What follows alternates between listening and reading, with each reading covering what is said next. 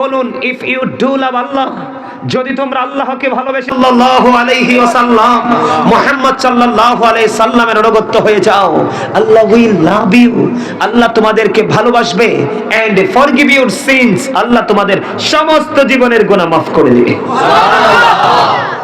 কুল in কুনতুম তুহিব্বুনাল্লাহা ফাত্তাবিউনি ইউহিব্বুকুমুল্লাহু ওয়া ইয়াগফির লাকুম যুনুবাকুম, আল্লাহু গফুরুর রহিম। চমৎকার না? আরো জোরে বলেন। আপনার মনের ঘর ওই পর্যন্ত আপনি লাইটিং করতে পারবেন না যতক্ষণ না পর্যন্ত আপনি প্রাণের নবীকে নিজের সবকিছুর চাইতে ভালোবাসতে না পারবেন। আমরা সবাই বলি রাসূলকে ভালোবাসি, কি আপনারা তো আমার মুরব্বী, বিচার করবেন। সবাই বলে আমরা রাসূলকে ভালোবাসি, দেখেন তো ছেলেগুলার মাথায় টুপি আসেনি? টুপি পরা তো আমার নবীর সুন্নাহ। কি যুবক ভাইরা, তোমরা রাগ করো না, তোমাদেরকে জাস্ট আমি তোমাদের সামনে আমি বাস্তবতাটা তুলে ধরতেছি। আমি নবীকে ভালোবাসি, যদি ভালোই বাসতাম 100%, তাহলে আমার মাথায় টুপি থাকতো। টুপি পরা নবীর সুন্নাহ। সুন্নাত গুলো বিলীন হয়ে যাচ্ছে, বিলুপ্ত হয়ে যাচ্ছে। সেই ক্লান্তি লগ্নে যদি আপনি একটা সুন্নাহকে ধরে প্রতিষ্ঠিত করে যেতে পারেন, আপনাকে 100 শহীদের মর্যাদা দিয়ে জান্নাতে ঢোকানো হবে। আপনি কি সুন্নাত নামাজ সুন্নাত আমল করেন? এবার আসেন, কয়টা ছেলে আসছে? আপনার বাচ্চা কয়টাকে আজকে বলেছেন যে মাহফিল হবে, বড় বড় আলেমরা আসবে, অথবা বড় না হোক ছোট আমাদের গেস্ট হয়ে আসবে, তাদের সামনে তোমরা বসবা? কি করবা? তাদের সামনে তোমরা বসবা, পাঞ্জাবি পরে যাও? বলছেন নি? বলেন নাই, কারণ খবরই তো নাই। আপনি মনে করতেছেন আপনার বাচ্চা বড় হয়ে গেছে। কি হয়ে গেছে? কিন্তু এটা আপনার জন্য বিষাক্ত কালসাপ হয়ে আসবে কিয়ামতের দিন। এটা আপনার এগেইনস্টে সাক্ষী দিবে, বলবে বাবা মা আমাদেরকে শিক্ষা দেয় নাই। বলবে কিনা? বিশ্বাস করেননি আপনারা এটা? আরো যারা বলেন করেন। ডক্টর আহমদ পেয়ারা বাগদাদি পীর সাহেব কেবলা শাহপুর দরবার শরীফের চিনেন কিনা জানি না, যিনি বুশরা ইউনিভার্সিটির লেকচারার ছিলেন, অনেক বড় জবরদস্ত একজন আল্লাহর ওলি ছিলেন। ওনার অনেকগুলো কিতাব, ইংলিশ, বাংলা, আরবি, অনেকগুলো কিতাব আমার দেখার সৌভাগ্য হয়েছে। উনি বলেছেন, এদিক তাকান, উনি বলেছেন, of all the great religious personalities of all prophet, Muhammad Rasulullah sallallahu alayhi wasallam was the most successful. পৃথিবীতে যত নবী রাসূল এসেছে, সকল নবী রাসূলের মধ্যে আপনার আমার প্রাণের নবী রাজনীতি থেকে ইমামতি, ইমামতি থেকে রাজনীতি, প্রত্যেকটা জায়গায় মোস্ট সাকসেসফুল, সবচেয়ে বেশি সফল। আওয়াজ তুলে কোন সুবহানাল্লাহ। আমরা কি সফল হতে পেরেছি? পারি নাই। কেন জানেন? কারণ আল্লাহ রাব্বুল আলামিন স্রষ্টা, সৃষ্টির মূলে আল্লাহ হাবিবকে সৃষ্টি করেছেন, এবং আপনার আমার শিক্ষক হিসাবে আপনার আমার প্রাণের নবীকে আল্লাহ পাঠিয়েছেন। আমরা কিন্তু আমাদের নবীকে কি করতে পারি নাই। আমরা সবাই বলি সুন্নি জামাত করি, আহলুস সুন্নাত ওয়াল জামাতের অন্তর্ভুক্ত আমরা। আসলে যে এই আকীদাটা যে কত প্রেমের, কত মধুর, এই আকীদাটা আসলে কি, এটাই আমরা আসলে এখনো বুঝতে পারি নাই। আমরা আখির নবীর উম্মত। আপনি নবীজির কাছে যাইতে পারবেন না? পারবেন? নবীজির কাছে যাইতে পারবেন না, তবে হ্যাঁ আবার পারবেন। কিভাবে পারবেন? ওই যে বলেছি, আপনার জন্য, সাধারণ মানুষের জন্য মুক্তির একটা বড় রাস্তা, জান্নাতে যাওয়ার একটা রাস্তা হলো হক্কানি আলেম এবং হক্কানি আল্লাহর ওলিরা। বলেছে কে? আরে এদিক তাকার, আল্লাহ বলেছেন, join with my dear people, come to my paradise. Allah বলেছেন, join with my dear people, আমার প্রিয় লোকেদের সাথে যুক্ত হও, কাম টু মাই প্যারাডাইস, আমার জান্নাতে চলে আসো। আল্লাহ কোরআনে বলেছেন, ফাদখুলি ফি ইবাদি ওয়াদখুলি জান্নাতি।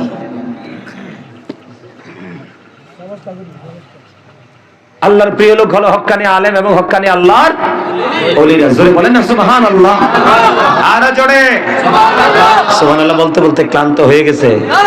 এই আপনারা আমরা সবাই রাতের বেলা আসছি জান্নাতের বাগানে।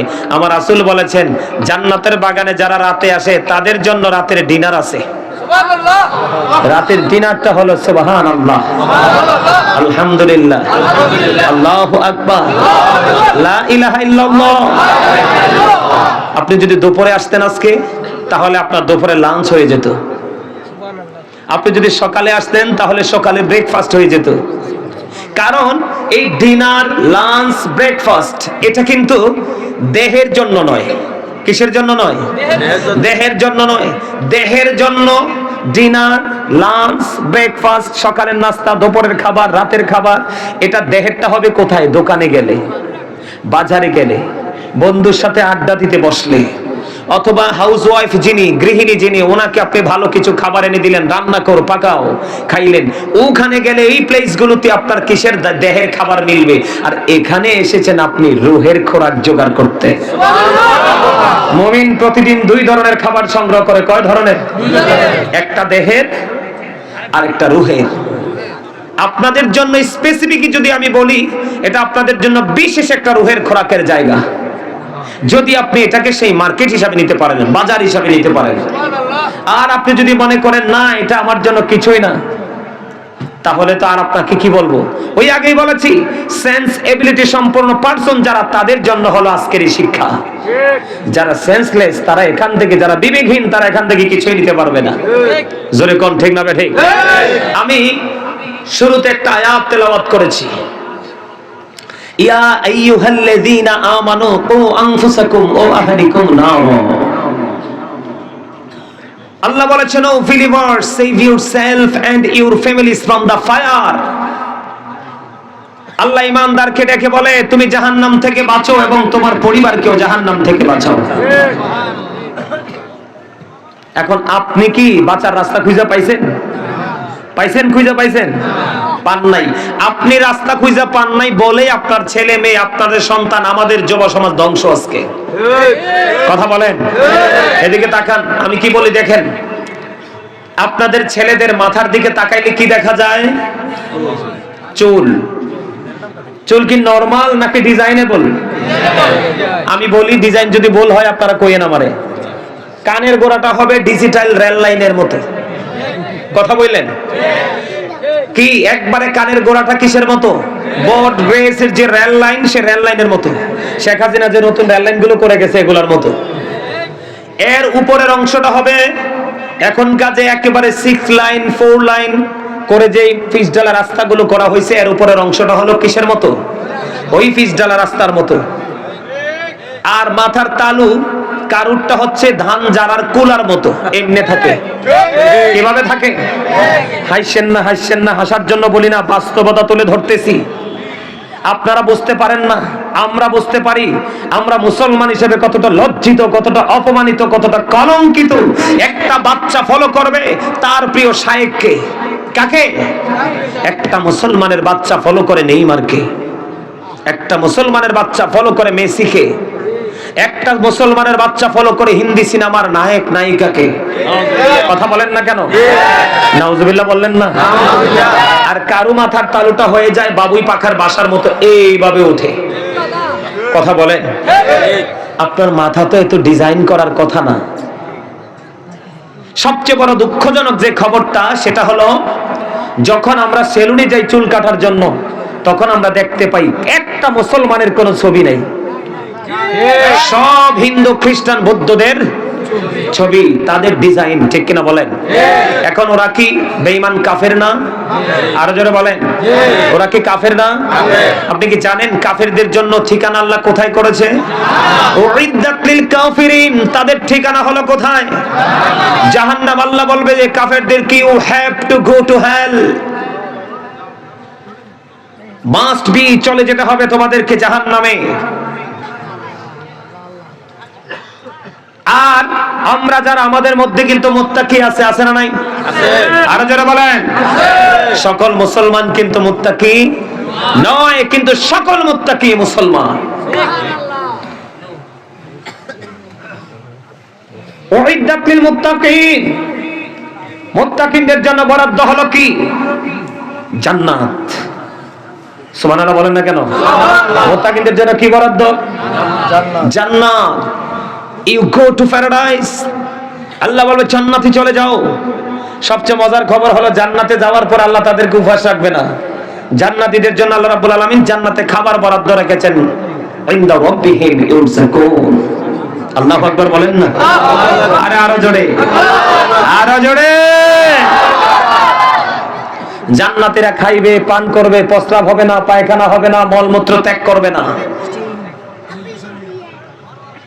আর জাহান্নামীদের কথা যদি বলি, জাহান্নামীদের জন্য এদিক তাকান, জাহান্নামীদের জন্য খাবার বরাদ্দ আছে। কোরআনে এসেছে খাবারের নাম পাইছি জাক্কুম। নাউজুবিল্লাহ বলেন না কেন? এত বিষাক্ত, কাঁটাযুক্ত। এই মুহূর্তে যদি নাঙ্গলকোট দোলখার জমিনে যদি একটা ফোঁটা জাক্কুম পড়ে, হাদিস শরীফের মধ্যে এসেছে গোটা পৃথিবীর মাটি বিষাক্ত হয়ে যাবে। কিয়ামত পর্যন্ত এই পৃথিবীতে কোন শস্য জন্ম হবে না। নাউজুবিল্লাহ বলবেন না? কয় ফোঁটা? একটা ফোঁটায় দোলখার জমিনে পড়বে, গোটা পৃথিবীর মাটিটা তাৎক্ষণিকভাবে বিষাক্ত হয়ে যাবে। কিন্তু দুঃখজনক হলেও সত্য, এই জাহান্নামীদের জন্য খাবারটা বরাদ্দ। প্রশ্ন করতে পারেন, বলে হুজুর, হুজুর গো, এই যে জাহান্নামী খাবারটা খাবে, ওদের কি অবস্থা হবে? ওদের অবস্থাটা এত ভয়ঙ্কর, এত মারাত্মক হবে রে। আমার আল্লাহ কোরআনে জানিয়ে দিয়েছে। খেয়াল করেন, খেয়াল করেন, কারণ আমি আজকে পুরো আলোচনাটাই করব বন্ধু নেগেটিভ সাইড নিয়ে। কারণ পজিটিভ মানুষের সংখ্যা খুবই কম। পজিটিভ ওয়াজ আজকে আমি করব না, আপনাদের হেদায়েতের জন্য আমি বন্ধু ওই আলোচনাটা করব যে নেগেটিভ সাইড কতটা ভয়ঙ্কর, সেটা নিয়ে আজকে আলোচনা করব।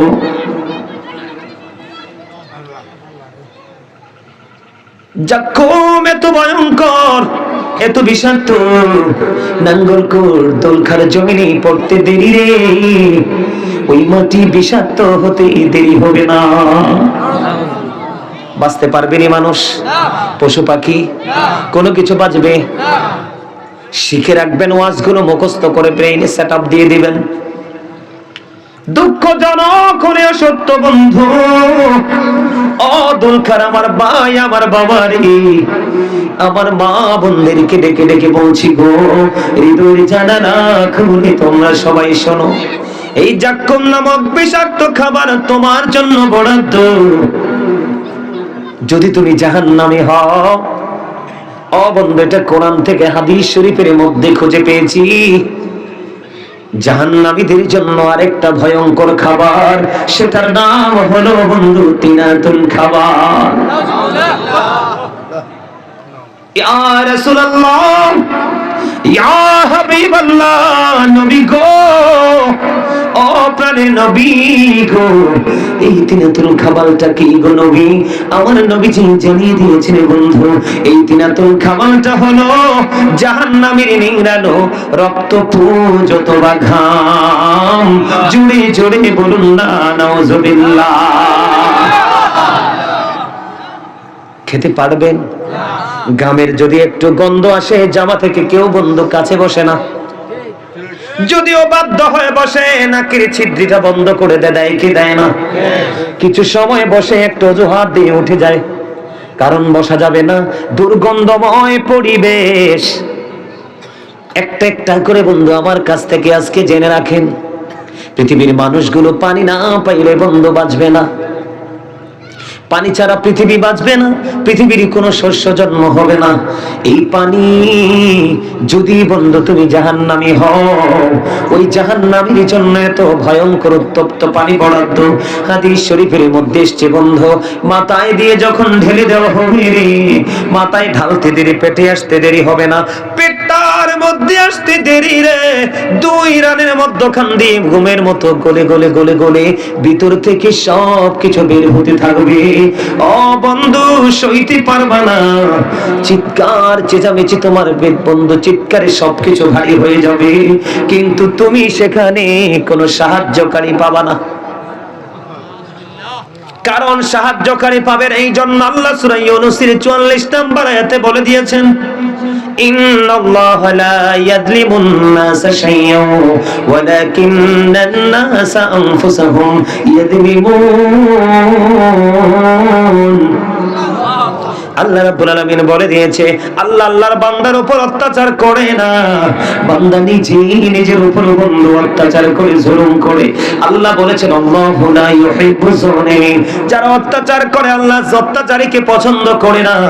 আল্লাহ বলেছেন ওমালিজ যালিমিনা মিন আনসার, জালেমরা যখন বিপদে পড়বে রে, আমার আল্লাহ জালেমদের জন্য কোনো সাহায্যকারীও রাখে না। জোরে জোরে কন্না নাউজুবিল্লাহ।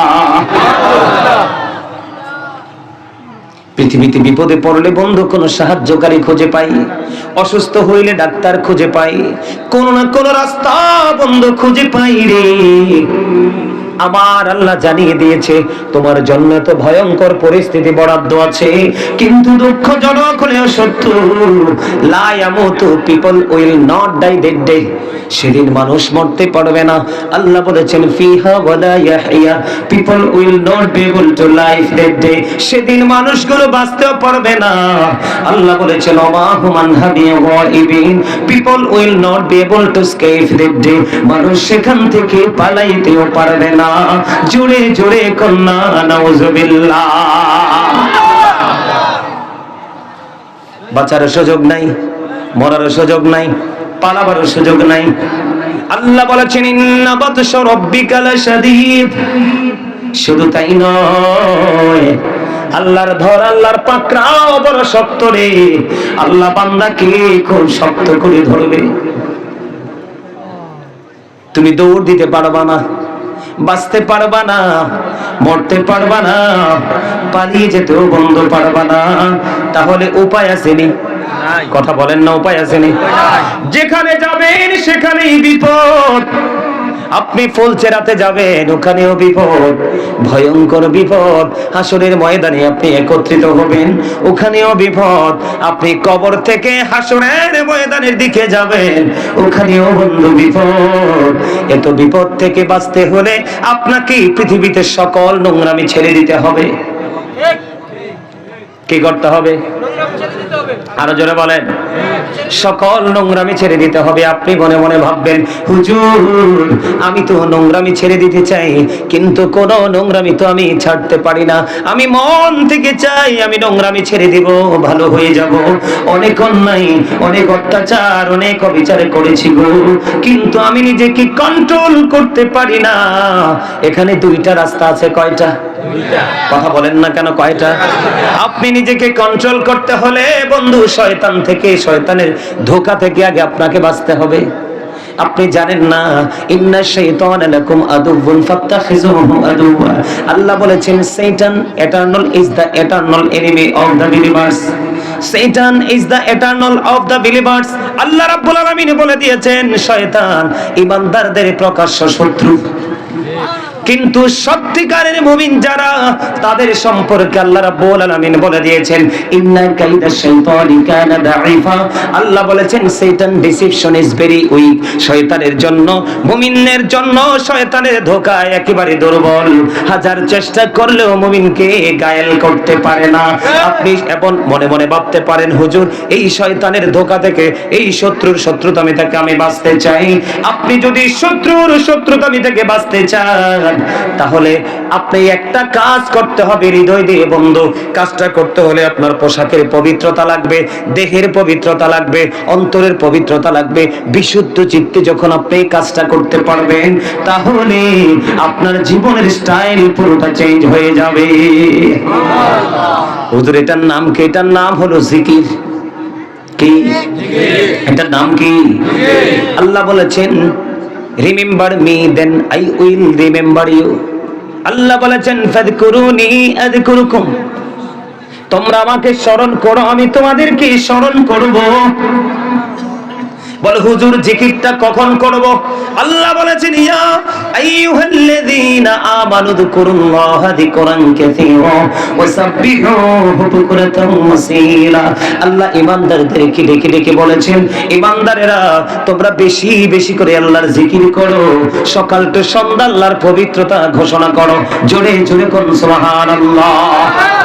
হুজুর কেমন করে করব? ফাযকুরুল্লাহা কিয়ামান, দাঁড়িয়ে দাঁড়িয়ে জিকির করো, ও কুউদান বসে বসে জিকির করো, ওয়া আলা যুনুবিকুম শুয়ে শুয়ে জিকির করো। তারপরেও জিকির বন্ধ করা যাবে না, জিকির থেকে বন্ধু দূরে থাকা যাবে না। এখন আপনার আসের বলে হুজুর জিকির মানে কি? সুবহানাল্লাহ বল আল্লাহর জিকির, আলহামদুলিল্লাহ বলো জিকির, আল্লাহু আকবার বলো জিকির, লা ইলাহা ইল্লাল্লাহ বলো জিকির, কাউকে ভালো কাজের জন্য ডাকা এটাও জিকির, কাউকে মন্দ কাজ করতে দেখলে থামিয়ে দেওয়া, আটকে দেওয়া ওটাও জিকির, আপনি নামাজে দাঁড়িয়েছেন ওটাও জিকির, আপনি হজে গেছেন সেটাও জিকির। হজ হলো মাওলার জিকির বন্ধু, জুলুস, কারণ বিভিন্ন জায়গা পরিদর্শন করে সম্পূর্ণ করতে হয়। আর নামাজ হলো মাওলার জিকিরের জলসা, এটা একই জায়গায় দাঁড়িয়ে বসে সম্পূর্ণ করা হয়। এই জিকিরের মধ্যে সবচেয়ে উত্তম জিকির হলো বন্ধু নামাজ। আপনি যদি মন দিয়ে যদি কম পক্ষে যদি 40 দিন, কয় দিন? কম পক্ষে যদি আপনি 40 দিন একাধারে 5 ওয়াক্ত নামাজ পড়তে পারেন, তাহলে আপনার সকল নোংরামি আপনার কাল থেকে আল্লাহ ডিলিট করে দিবে। জোরে জোরে কন্যা সুবহানাল্লাহ। কারণ আবার আল্লাহ কথা দিয়েছে সূরা আনকাবুতের মধ্যে, ইন্নাস সালাতা তানহা আনিল ফাহশাই ওয়াল মুনকার, নামাজ মানুষকে খারাপ কাজ থেকে বাঁচিয়ে রাখে। পাইছেন নি দলিল? নামাজ মানুষকে সকল অশ্লীল কাজ থেকে বন্ধু বাঁচিয়ে রাখে, হেফাজতে রাখে রে। এটা হলো আল্লাহর কোরআনের কথা। এবার হাদিস শরীফের দিকে যদি যাই, দেখেন আল্লাহ বলেছে নামাজ মানুষকে সকল খারাপ কাজ থেকে, পাপ কাজ থেকে বাঁচিয়ে রাখে। হাদিস শরীফের দিকে নজর দিয়ে দেখলাম কত মজার খবর। আমার নবীজি বলেছেন মান সাল্লাল বারদাইনি দাখালাল জান্নাহ, যেই ব্যক্তি শীতল সময়ের 2 ওয়াক্তের নামাজ পড়বে তার ঠিকানা জান্নাত। কথা বলেন, যার ঠিকানা জান্নাত হবে সে কি কখনো গুনাহগার হতে পারে? কথা কোন গুনাহগার হতে পারে? শীতল সময়ের নামাজ। বন্ধু, তোমরা সিনেমার নায়ক আসলে মোবাইল বের করে ভিডিও করো, সেলফি তোলার চেষ্টা করো, অটোগ্রাফ নেওয়ার চেষ্টা করো, ঠিক না ঠিক? এখন মোবাইল কেন ঢুকায়া রাখছো পকেটে? এখন কি মোবাইল গুলো দাঁড়ায় না? কয়েকটা আছে শুরু থেকেই রেকর্ড করছে, আর বাকি তারা মোবাইলকে বালিশ ছাড়া ঘুম পাড়াইছো। কারণ এগুলো শুনলেই তো সমস্যা, বুঝলেই তো সমস্যা। তুমি যদি এখান থেকে বের হয়ে যায় বলতে পারো হুজুর কি ওয়াজ করছে বুঝি নাই, তুমি তো নৌকা পার হয়ে গেছো। এটা কোন খতিব সাহেব? আর যখন তুমি বলবা না না হুজুর কি বলেছে বুঝে ফেলেছি, তাহলেই তুমি হলে সবচেয়ে বেশি বুদ্ধিমান। মোবাইল কেন ঢুকায় রাখছো? আমি তোমাকে সঠিক রাস্তা দেখাচ্ছি, তুমি তো একটু পরে ভুলে যাবা। মনটা যখন খারাপ হবে মোবাইলটা ওপেনিং করবা, করার পরে বলবা নাঙ্গলকোট পুরো দুলখার পূর্ব পাড়ার মাহফিল আমি গাজী সাহেব এসেছিল, একটু রেকর্ড করেছিলাম, শুনে দেখি। সেদিন যদি নির্জনে বসে বসে যদি তুমি শুনতে পারো, তুমি দেখবা তোমার মানসিক অবস্থা যতই শুনবে ততই চেঞ্জ হয়ে যাবে।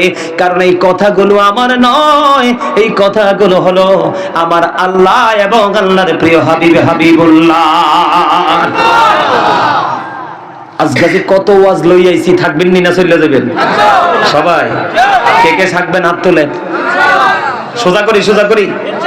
আরে ব্যাকে হাত তুলি দেন, আর এক কানা এক কারে সোজা করি। আরে অন হাঁটু ভাঙ্গা দোয়ার মতো রয়েছে, আর কয়েকটা বইয়ে রয়েছে। আতামান এই হাতটা দাঁড় করাইতে বলছি কেন জানেননি? আইসা যদি শয়তান টয়তান একটু ডিস্টার্ব করে, বসে টসে যদি লারা সারা দিছেন শেষ। কি শয়তান আপনার ব্লাডে ঢুকে আপনাকে ডিস্টার্ব করে? কোথায় ঢুকে? ব্লাডে ঢুকে শয়তান আপনাকে ডিস্টার্ব করে। আমি এলোমেলো কথা বলবো না, আমার দিকে খেয়াল করেন। আমি ধীরে ধীরে আপনাদেরকে নিয়ে কোথায় যাই, যাবেন না আমার সঙ্গে? শীতল সময়ের 2 ওয়াক্তের নামাজ কয় কোন সময়? শীতল সময়। ঠান্ডা সময়ের 2 ওয়াক্তের নামাজ যদি ও দুলখার যুবক মালিকের সাথে প্রেমের ডুরি লাগাইয়া দেখো রে, মালিকের প্রেমে এত মধু, যেই মধু খাইবা তুমি জীবন ভর, ওই মধু কখনোই শেষ হবে না। তোমাদের সুবহানাল্লাহ মজা হয় না? ইলেকশনে জমছি যে স্লোগান দাও, অমুক ভাইয়ের চরিত্র ফুলের মতো পবিত্র, হে বেটা নামাজ পড়ে না এক ওয়াক্ত। তোমাদেরকে হাসানোর জন্য বলছি, কয়েকটা একবার হামুকের মতো লাগিয়ে রয়েছে, যাদের মুখ এখনো গম্ভীর, হুতুম পেঁচার মতো আমি দেখতে পাইতেছি। আজকে মাহফিলকে সাক্ষী রেখে বললা যায়, যদি ধারাবাহিক ভাবে এইভাবে মুখ ধার করে রাখেন, আপনি হার্ট অ্যাটাক করে মরবেন। এটা আমার কথা না, আল্লাহ, আমি অদম গুনাহগারকে একটা মানুষের জীবন থেকে কবর পর্যন্ত যাওয়ার জন্য যতগুলো বিষয়, সবগুলো বিষয় মোটামুটি আমার একটু নজর দেওয়ার সৌভাগ্য হয়েছে, আল্লাহ সে তৌফিক দিয়েছে। মানুষের সুস্থ জীবনের জন্য অন্যতম গুরুত্বপূর্ণ ভূমিকা রাখে মানুষের সুন্দর স্বাভাবিক জীবন, সেটা হলো হাস্যোজ্জ্বল জীবন। এই যে আমার সামনে আলেমরা বসে আছে, নবীজি বলেছে অনেক বেশি হাসা যাবে না, কিন্তু হাসা থেকে দূরেও থাকা যাবে না। তোমার সুস্থ জীবনের জন্য গুরুত্বপূর্ণ ভূমিকা রাখবে হাসা, তবে তুমি অতিরিক্ত হাসলে তোমার দিলটা মরে যাবে। বুঝে নিতে হবে ওয়াজ। এই জন্য আগেই বলেছি, you listening my lecture very attentively. আমার আলোচনা মন দিয়ে শোনো, দেখবা তোমাদেরকে নিয়ে কত গভীর জগতে আমি ঢুকবো আজকে। বন্ধুরি আমার, আল্লাহ বলেছে তুমি নামাজ পড়ো, সকল পাপ থেকে বাইচা থাকবা। আমার নবীজি ডেকে ডেকে বলি, উম্মত, শীতল সময়ের 2 ওয়াক্তের নামাজ পড়ে নাও, তোমার জন্য জান্নাতটা বরাদ্দ হয়ে গেল।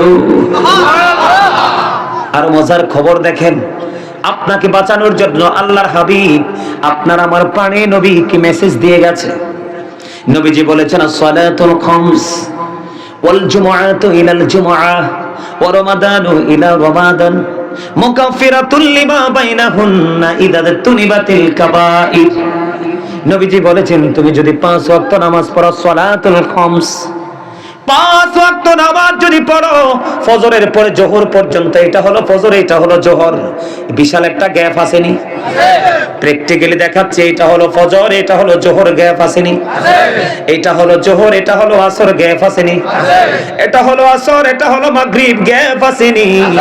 এটা হলো মাগরিব, এটা হলো ঈশা, গ্যাপ আসেনি? আমার নবীজি বলে দিয়েছে, তুমি যদি 5 ওয়াক্ত নামাজ দৈনিক পড়তে পারো রে, তোমার গ্যাপের মধ্যে যে গুনাহগুলি হবে রে, ফজর থেকে ঈশা পর্যন্ত মাঝখানের সকল গুনার কাফারা হয়ে যাবে রে, কিন্তু কবিরা গুনাহ কইরো না। আমার নবী বলেছেন, আল জুমআতু ইলাল জুমআহ, একটা জুমা থেকে আরেকটা জুমা পর্যন্ত এত বড় একটা গ্যাপ। কথা বলেন না, আছে না নাই?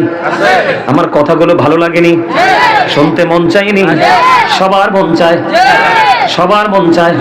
আল্লাহ তাদের মনে যেহেতু চাই গো, তাদের মনটাকে তুমি এবং তোমার হাবিবের প্রেম দিয়ে তুমি ভরে দাও। আমিন। নবীজি বলেছেন, এক জুমা থেকে আরেক জুমার মধ্যে একটা গ্যাপ আছে না নাই? তুমি যদি এই জুমার পরে ওই জুমা, মাঝখানে এই জুমার পরে ওই জুমা যদি সঠিকভাবে আদায় করতে পারো, তাহলে তোমার মাঝখানে একটি সপ্তাহের গুনার কাফারা হয়ে যাবে 2 দিকের জুমা। আমার নবীজি বলেছে, রমাদানু ইলা রমাদান, এক রমজান থেকে আরেক রমজান পর্যন্ত বিশাল একটা ডিসটেন্স। কত বড় গ্যাপ বন্ধু, 305 দিনের গ্যাপ। কত দিনের? হয়তো বা 2 দিন, একদিন আরো বাড়তে পারে, 29 যদি রোজা যায়, কারণ 2 বছরের রোজায় 30 করে 60 দিন চলে গেল। কতদিন? 60 দিন চলে গেল রে। আরো অবশিষ্ট আছে 305 দিন অথবা 6 দিন, যদি 29 যায় 6 দিন পাবো। আমার নবীজি বলেছে, এই পাশে রোজা তুমি সঠিকভাবে রাখো, ওই পাশে রোজা তুমি সঠিকভাবে রাখো, মাঝখানে 305 দিনের গুনার কাফারা হয়ে যাবে। নবীজি বলেছে, মুকাফফিরাতুল লিমা বাইনাহুন্না ইদা তুনিবাতিল কাবাইর, তবে রে কবিরা গুনাহ থেকে বেঁচে থাকতে হবে। ওই আমলগুলোর কারণে তোমার গুনার ছোট ছোট গুনার কাফারা হয়ে যাবে রে। তুমি যদি কবিরা গুনাহ থেকে বন্ধু বেঁচে থাকতে পারো, এতে বোঝা যায় কবিরা গুনাহ করা যাবে না। মজার খবর কিনা? আরো জোরে বলেন না। এবার জুম্মার, যেহেতু জুম্মার কাছে যেহেতু আসছি, জুম্মা নিয়ে একটু ওয়াজ করি।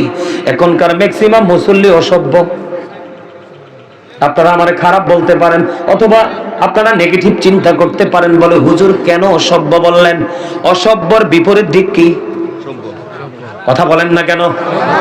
অসভ্যর বিপরীতটা কি? যদি সভ্য মুসল্লি হতো, প্রত্যেকটার মাথায় টুপি থাকতো, প্রত্যেকটার মাথায় গায়ে থাকতো সুন্দর স্মার্ট পাঞ্জাবি, পাঞ্জাবির নিচে থাকতো পায়জামা। ও বন্ধু, এটা বড় বিষয় না।